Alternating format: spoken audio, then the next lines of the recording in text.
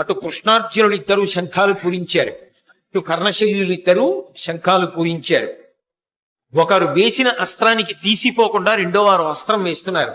కర్ణార్జునుల యొక్క యుద్ధం జరుగుతుంటే ఇక చాలా సైన్యం, మనమేముంది క్షణాల మీద కొట్టుకోవచ్చు, చావచ్చు, ఈ యుద్ధం మళ్ళీ చూడటం కుదురుతుందా అని యుద్ధం మానేసి చూస్తున్నారు. అంత భయంకరమైనటువంటి యుద్ధం జరిగింది. ఇక అర్జునుణ్ణి నిర్జించాలనేటటువంటి బలమైన సంకల్పంతో తాను ఖాండవవన దహనం చేసినప్పుడు తన దగ్గరికి వచ్చి నాగాస్త్రంగా మారినటువంటి అశ్వసేనుడు అనబడేటటువంటి సర్పానికి సంబంధించినటువంటి బాణము కర్ణుడు వరలో పెట్టి ప్రత్యేకంగా చందనముతోటి పుష్పాలతోటి పూజ చేసి ఎప్పుడూ భద్రంగా ఉంచుతాడు. అటువంటి బాణాన్ని తీసి గురి చూసి సంధించి అర్జునుడి మీదకి విడిచిపెడుతున్నాడు. అది నిజానికి అర్జునుడి యొక్క కంఠాన్ని ఉత్తరించేయాలి, కానీ సారథ్యం చేస్తున్నవాడు ఎవరు? కృష్ణ పరమాత్మ.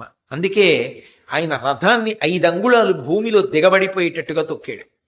ఆ బాణం కంఠానికి గురిపెట్టింది. 5 అంగుళాల రథం కిందకెళ్లడంలో, అర్జునుడు కూడా కిందకెళ్లడంలో కిరీటాన్ని కొట్టి వెళ్ళిపోయింది.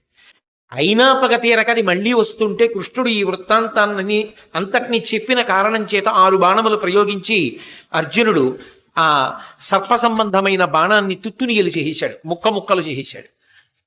కర్ణుడు ఎంతో కష్టపడి యుద్ధం చేస్తున్నాడు. భార్గవాస్త్రం జ్ఞాపకానికి వస్తుందేమో అర్జునుడి మీద ప్రయోగిద్దామని ఎంతో ప్రయత్నం చేశాడు. పరశురాముడి శాపం ఉంది కదా, భార్గవాస్త్రం స్ఫురణకి రాలేదు. అవతల అర్జునుడు బాణములు కుప్పించేస్తున్నాడు. అదే సమయంలో ఆ కర్ణుడి యొక్క రథచక్రం భూమిలో దిగబడిపోవడం మొదలుపెట్టి అవతల సరిగ్గా నిలబడడానికి లేదు. భార్గవాస్త్రమా జ్ఞాపకానికి రావట్లేదు. అర్జునుడా బాణ పరంపర కురిపించేస్తున్నాడు. రథమా కదలదు, ధనస్సా విరిచేశాడు.